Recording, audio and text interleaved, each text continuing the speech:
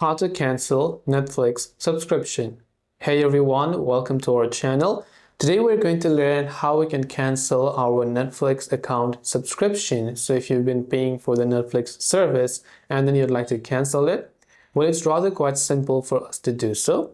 What you have to do is launch the Netflix application, and then you want to go ahead and then log into your respective account. Once you log into your account, this is the type of interface you will see. So tap on the My Netflix icon located at the bottom right corner. Then when you've done that, tap on the three lines icon located at the top right hand side of the screen. When you've done that, over here you can see the option account from the bottom. Just tap on the account option. Then when you come to the account option over here, you will see this type of information. So you just want to scroll, and here under billing details, you can see this option that says cancel membership. So if that is what you want to do, you just want to go ahead and then select the cancel membership option.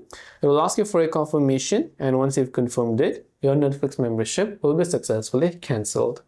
I hope the video helps you out, and if you have any questions, feel free to leave them down below. Thanks for watching till the very end of the tutorial, and see you soon in our next video.